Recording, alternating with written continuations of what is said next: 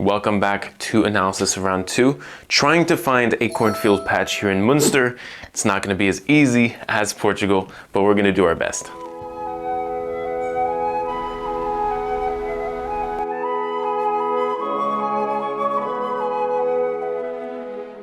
Look at the clouds behind me, that's so insane. I'm going to be low-key trespassing for this video, so best of luck to me. Last time I was in Germany, I was there for 2 weeks, and I got yelled at 3 times. Fingers crossed.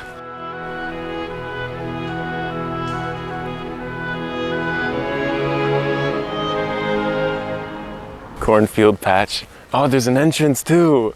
There's no way. Ladies and gentlemen, we found a spot. Welcome to my analysis of round 2. There are multiple times in this game where I was like, wow, this is just like another crazy position.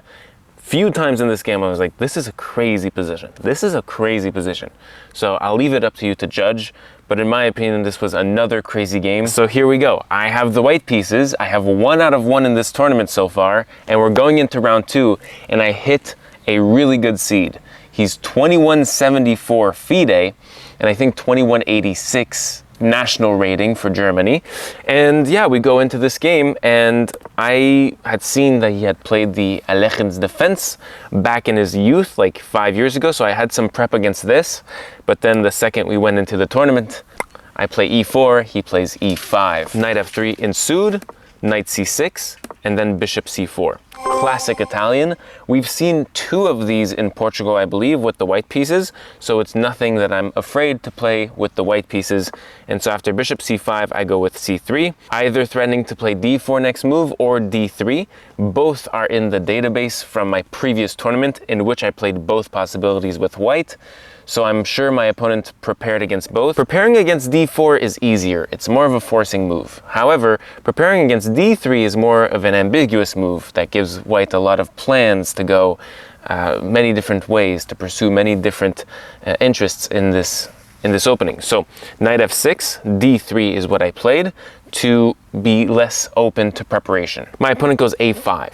a5 is a new move for me. a5 directly is super rare. I've never seen this. My opponent told me after the game, very interestingly, that this is a move that Ding Liren always plays with black. I don't know how to answer it, but I know to play how I know to play, which is white usually goes a4 with the object of going a5, and if they can, going a6 in the Italian. And so I just play a4 here, as if I played a4 and then they played a5. My opponent told me after the game that a4 is actually not a good move.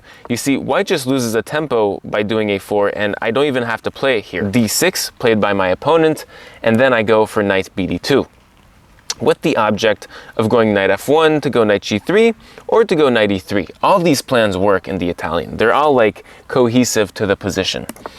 Castles, and then I go castles, and then my opponent goes h6, and now I have another minor inaccuracy. Basically, once again, I lose a tempo, okay? And that's h3. So as you can see, a little bit of the copycat castles, it was the right time for me to castle as well, and then h6, preventing some further bishop g5 things in the future. And then I go h3, which I don't have to do, right? Because the whole plan of this system with the knight on d2 is that I can go rook e1 here, and if ever bishop g4 to pin my knight, I go knight f1, and then I get h3 and then knight g3, and this bishop will not survive on this pin of the knight on f3. So here I go for an h3 move that doesn't have to be played. It only has to be played if bishop g4 is in, and then I can scoop out the bishop. Bishop e6 is played here. And this reminded me a lot of my game against Isha Sharma, the Indian WIM that I played in the round 7 of the Maya Chess Open. I struggled with this, right? With the knight on d2, trying to take back this bishop or not, or should I take this bishop? And finally, I just wait, because my takebacks with this knight is phenomenal, right? So I go with rook e1, opening up the f1 square, and in the meantime, I am threatening to take and then go knight f1 to go knight g3. I can't go knight f1 now, let's say it's my move again, because of bishop takes, doubling my pawns and just giving me a horrible pawn structure. So my opponent goes rook f8, and now it's my opponent that's copying me, which I found very silly. But yeah, it's a fine move, right? And in this position, I'm trying to move along with my plan, so I go bishop takes e6. Bishop takes e6 is just an inaccuracy. It's not giving black at all an advantage, not even a slight advantage. It's just 0-0. And so the idea of bishop takes e6 from my end is that here, on black's f takes e6, the rook that was previously on f8 does not gain a nice open f-file to really drill in this f2 weakness. And so you take back with the pawn or rook, but once again, I don't give you the perks of doubling those pawns favorably. And the rook on e6 looks a little odd, in my opinion. I go knight f1. Following up with the plan, I eliminated the light square bishop, and my idea is to go knight g3 and then knight f5 perhaps in the future. d5 is played here. And here I was taking a lot of time. And in the game too, I took a lot of time. And I think I'm at like 30 minutes left at this point. So I took an hour after only 12 moves, I believe. And the reason is I'm calculating super complex lines. And so this was a theme all game. I had way less time than my opponent. The time management was super bad. And then my opponent had extreme, bountiful amounts of time, like 55 minutes on the clock here, which is quite normal actually if you know theory for black. But I felt that he knew theory better than me, so I took so much time. And now I produce a really interesting move. Best move is like queen c2, queen b3, you know?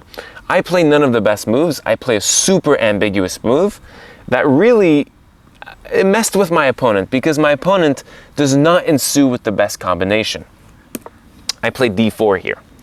Super exciting move, okay?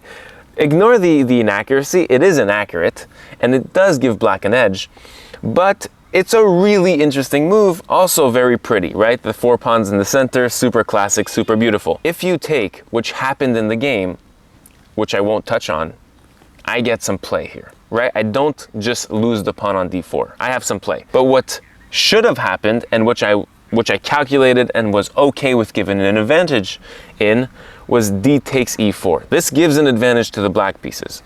The black pieces have their bishop that's lost, but they take my pawn and attack my knight instead.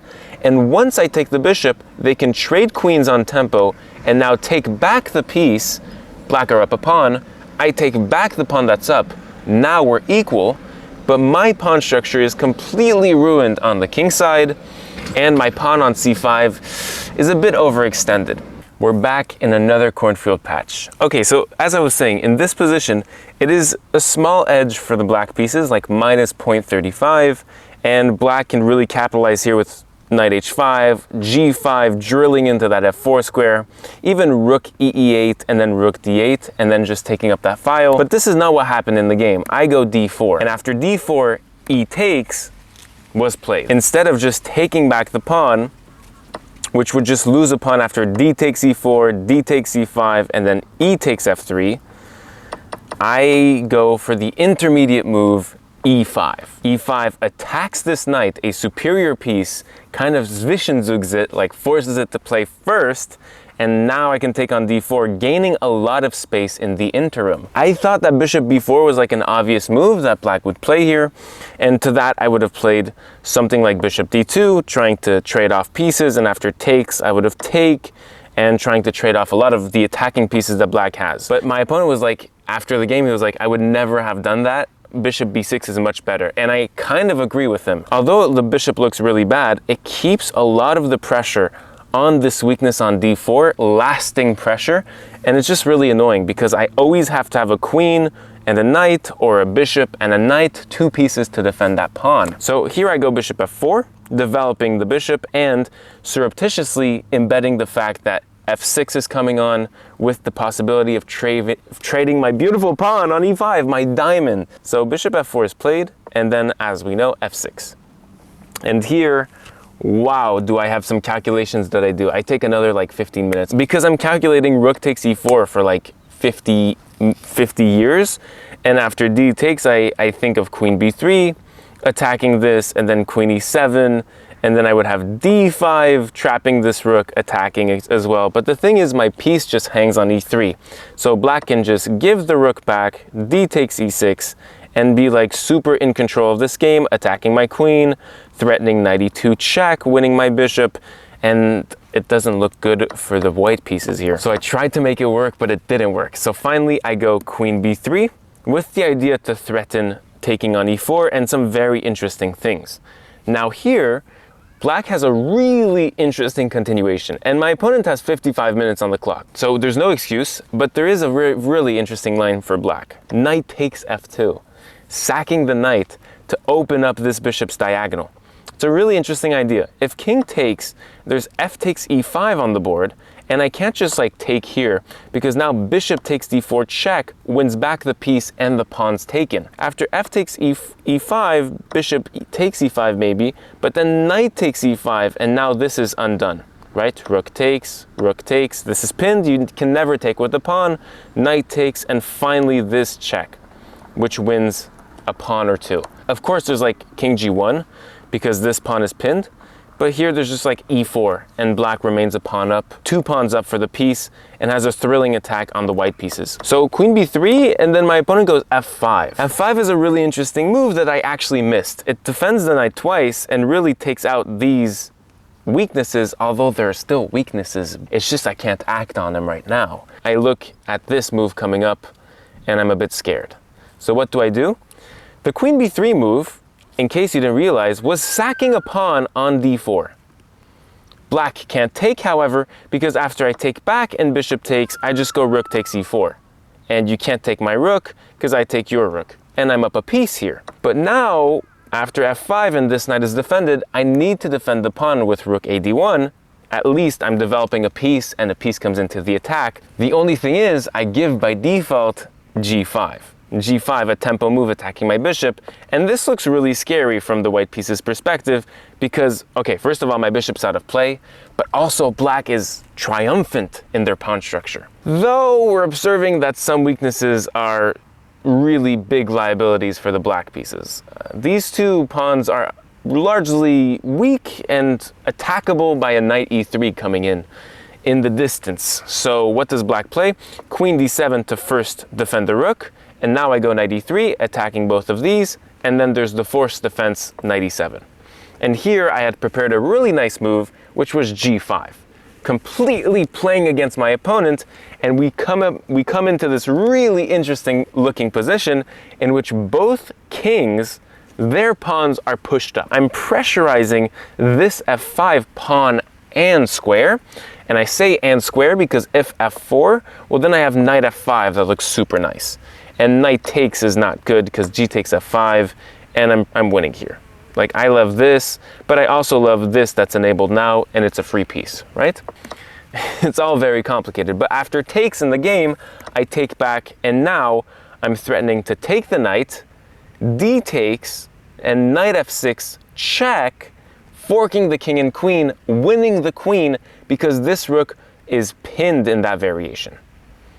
So I have a really nice threat. Black needs to do something. Either they move the king out of there so that on knight f6 later on, the rook can just sack itself back, or they play what they played in the game, which is rook f8. My opponent went from 55 minutes here to 30 or 25 minutes here. I don't remember crystal clear. Meanwhile, I have 5 minutes on the clock here. 5 minutes. And it's really early on in the game. That's the issue. It's like we're 22 moves in, and bonus time, 30 minutes bonus time for each opponent hits at 40 moves in. So I have 18 moves to make for 5 minutes left on my clock. Crazy, right? Here I miss 2 interesting moves that I didn't even look at. In chess, there's always an option. Either you look for a lot of alternatives and you have small variations that are not too far, or you don't look for a lot of alternatives and you go really deep into 1 or 2 lines. You can do both, but that just takes all the time on your clock. So in this time control, you do really one or the other. And here I decided to go deep for most of the game for a few lines that I liked. That means I miss really nice candidate moves, which are counterintuitive and which you don't look at first in the first 2 seconds of this position, which are knight d2, super controversial, opening up this file and giving a pawn looking like it does. But on bishop takes, you're completely fine, just knight takes e4. And on takes, well then you have like this. Oh, this is just winning, right? On queen takes, you just take the rook and you're up a full piece. So it's really like an obnoxious looking losing move, but it's fine. And the object is to trade knights and then threaten knight f6. It's really not bad. And after knight takes, well, the attacking knight that the black pieces have is now gone, and bishop takes, and this is a fine position for white. I also missed the idea h4 here, which is really interesting. h4 puts pressure on this and counterintuitively undefends my knight on g4.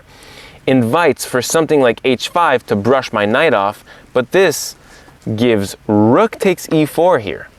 A brilliant move that after d takes, now I have knight takes g5, not knight f6, which we had prepared because the rook just sacks against our knight. Knight g5, and now we're pressurizing this rook and threatening queen takes, stuff like this. And on h takes g4, the material now is that black is up a full rook. But now we're equal again, and I'm attacking this rook, threatening knight c5, winning the queen. A lot of things are going on in this position. Even d5 things look amazing. So here after h4, it's really tricky to play against, and black kind of has all waiting moves as their best moves. So king g7, bishop a7, this is what the engine is recommending. Instead, I go for rook takes e4. Okay, so this is the thing, right? You ready for the thing? Rook takes e4 is a move that I play, otherwise I'm fearing play for the black pieces on the other side, right? And I had prepared this move. The idea here is that on takes, I don't go for knight f6, which just gives back the exchange, and after takes, I don't know, queen d5, and I'm not doing too well here. It's understandable. So I delay knight f6. Instead, I go for d5. d5 pressurizes this rook on e6, threatens some discoveries with d6 later on the king, also maintains the threat knight f6. It's really an interesting move. And let's just give some context. If rook g6 moves, I have d6 check, king h8, let's say, and then I like e6. And this was the idea. Removing the pawn on tempo to now go knight e5 and bring that knight into play. If you go queen takes, let's say, then I can just take this and I can sack my queen and just take your rook. And if you take here, well, then I have a really nice position that I love. And so this just all works. It looks like it works so well, right? Here, the black pieces have an insane combination. And obviously, I'm saying this with a smile because it's so beautiful and so tough to spot that my opponent missed it. 2174 elo. He has 25 minutes on the clock, missed this, okay? It's hard to find. Pause the video to solve if you want to solve it. Black to play and win a piece. Here there's bishop takes f2 check. What type of tactic this is, you ask me? Zach, what type of tactic this is? This is a clearance sacrifice. Clearance for what? Clearance for the b6 square. Here, you're checking my king, which forces a knight takes response, and now black has a rook b6 cleared on that b6 square, attacking my queen, a superior piece, with the double threat of winning back my knight. And the idea is that when I go back, let's say I go like queen c4 to maintain some threats here, rook b4, and let's say queen a2 to maintain some threats here. Here, rook takes a4, queen here, and now you can take on f3, because these discoveries now don't work anymore, and you're attacking my queen. And black essentially wins like 2 pawns, 3 pawns maybe. My opponent missed this and played a mistake themselves, rook d8. It's a really logical idea. Basically, I can't win back the full piece, which would give me a piece up because I lose the rook, right? And so it kind of forces me to do this to gain back the material, or else, right? This rook takes, sacks back the piece, and then takes. The thing is, I played this, and it's not good. In this position, I have 2 ways to win, and both are insanely hard to spot. If you want to try, I would give this a 2800 puzzle. It's insanely hard to spot, and to play this in a game with 2 minutes left on the clock, it's hard. I want to think that if I had more time, I would have found it and played it, but I'm not sure about this. So on rook d8, white to play and gain a significant advantage 2 ways. It's the same moves, but just different orders. So if you find one of these 2 moves, congratulations, you're insane, because the move is d6. The idea is to open up the pin on this rook and to now threaten bishop takes g5 things. It looks like really nothing, but at the same time, ask yourself this: What does black do in this position? Because we're also threatening knight f6, just winning the queen, because this is pinned. So okay, if black aims to defend the knight f6 threat, winning the queen, then just a king move is recommended. But here, bishop takes g5 is played. If you take my knight first, I have knight f6 attacking your queen. You can't take my knight because of bishop takes check, forcing this king to h7 and checkmate on f7. So if takes g5, coming back to this, now knight takes g5. Look at the patience in this combination. Knight takes g5, attacking this rook twice, and here we're down material. We're down a full rook in exchange for this attacking duo. Rook g6 ensues, and now we go e6. An e6 move that attacks the queen, and more than that, takes off the queen from the d file to then take this knight. So let's say queen c6, or if you go like queen here to defend the rook, then just queen g3, and we're preparing mating things. Like, it's crazy, we're sacking another knight, and we're not taking this knight. Insane. But I think also on queen c8 there's e7 as well. d7, sorry. d7 is like crushing. But queen moves. It is what it is. I blame this on time management because I literally had no time. On queen c6 now I can take the knight because, well, you can take, but it's defended. And so this is completely winning for the white pieces. I'm threatening queen d8 with making another queen. Like, insane, right? Insanity. And the other, like, let's say you play queen c6 first, again, just to avoid that knight f6 check. Well, now I can just take your rook. So let's say you go queen c8 to defend the rook. Now I go d7, an interference tactic. And on rook takes, I have queen takes e6 check, winning the rook. Like, this is insane, right? Like, if I would have played d6, like, I'm winning a brilliancy prize. d6 is one move, and the other move is bishop takes g5. They're interchangeable. If you take my knight here, I have bishop f6, threatening d6, and it's so slow that I can't, like, this is not my type of tactic. Like, I can't do this. It's a positional sacrifice, but it's so hard to like want to play this a rook down, even though the king is weak, even though we're threatening this rook sometimes. But for me, it's a bit too much. So bishop takes g5 is one of the ideas, and if you take back, well, then I have d6 now. And now if you take my knight, I have this, right? Interchangeable, as I said. I go knight f6, gaining back the piece, and here black is like really fine / winning after knight takes d5. I don't know why he didn't take on e5 on d5. He goes knight g6 instead. Third best engine move. And like, we come to realize that my opponent had quite a few mistakes in this game. It's really far from a perfect game.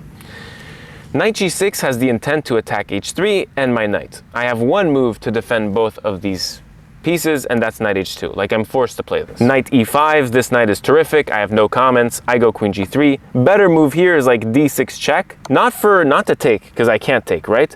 It's d6 check, and after the king moves, let's say king h7, now I go king g2, and I'm supposed to have a fine position. If c takes, I go take here.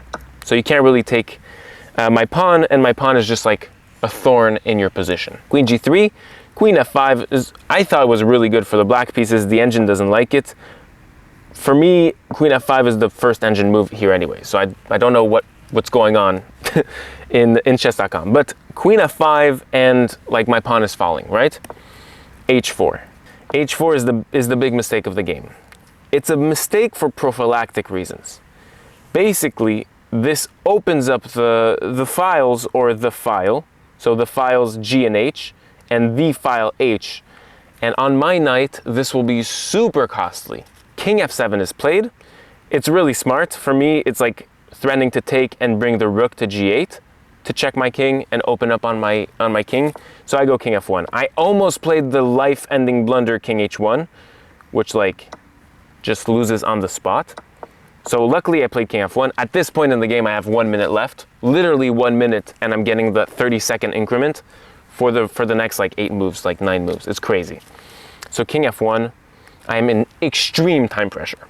King takes f6, king takes f6. The king is on f6, and somehow it looks safe. To this, I go, there's no way this works. I go b4. Now, this is just winning for black, but it's not that obvious. If you take, like I have bishop b2, and like I'm really attacking this and I'm threatening knight g4. So my opponent plays really well and plays king g6 here, just getting out of that future pin. So now I take on a5, I'm thinking it's a tempo gaining move. I have 1 minute on the clock, so I'm playing fast. I'm just doing moves to survive and gain time. So you'll see I do a lot of small moves that gain time on my clock and don't require large thinking, don't require blundering, but this will effectively not be good for me. So b takes a5, and now bishop c5 is played. Super, super finesse move. Keeping the bishop on a really nice diagonal, and essentially the rook is coming to f8 and pressure on f2 is mounting up. I go takes, again, just a move to gain back time, but this is such a blunder. Well, it's not a blunder, it's just not good, okay? Because I'm opening up the file on this rook. Like, I have no chance of gaining the h file. So I go bishop b2. The idea of bishop b2 is just to attack a lot of things and to gain the g4 square so that my knight can live. Here, there's like knight d3, and like I'm completely lost. My opponent was scared of knight d3 because of rook takes, and he said you have some counterplay here. But I was like, bro, I always give up mate on f2, and there's never sufficient counterplay. He was scared of like knight f3. But here there's like d2, knight takes, rook takes, the rook's coming in, queen's coming in also to win a piece. I mean, it's no more. But he doesn't play this, he plays rook f8 instead. I thought this gave me some chance. I have 1 minute on my clock, I completely miss bishop takes e5. Like, I completely missed this. But this still loses to bishop takes f2, the queen would move, and queen takes. Or queen g4, queen takes, yeah. And I'm just losing one more pawn, right? So instead I go bishop d4, trying to defend, and my opponent just completely finesses with bishop d6. I mean, it's such a nice move. He played this so fast too. The knight's coming in, knight d3 to just pressure this and discovery on this. Mwah, beautiful. So I go out of the discovery, and now we realize that after rook h8, my knight is completely lost. Just can't be defended. It just can't, it just can't. g4 was never optimized, and g4 was that square for my knight. It was never done, so I could never get a knight on g4. And overall here, if I go with a king defense, let's say, just like knight g4 drills in, I even like rook takes. And on king takes, there's knight g4 check. And it's a double check, so it's like very losing. So here I just go bishop takes, and I give a piece. And let me just tell you, in this endgame, it's completely losing. There is a dream possibility that if all these pawns are wiped off the board, this is a draw. But that cannot be possible after takes and some smart play by my opponent, bishop d6, making me realize I will never win either the pawn on c7 or the pawn on g4. This pawn is scaling down the board at lightning speed. And after rook b8, check, king down is forced, and king f5. I resigned as I have no annoying checks, no way to block this pawn, and this endgame is completely winning for the black pieces. That was round 2, and that day we had double rounds, so it's the only day where we had 2 rounds in a day, and the game 3 has already been played. The highlight is coming soon. These are not highlights, these are literally in-depth analysis. Thank you so much for watching this unfortunate loss. I did miss one move. At one point, I had a winning idea with a crazy positional sacrifice that was missed by me. But overall, out of the opening, I had so little time. It ultimately cost me the game. And I've learned from that, because in my next game, I played super fast in the opening and then took a lot of time in the middle game and crushed it. Thank you so much for watching this video. Sending you a ton of love. The cornfield is back!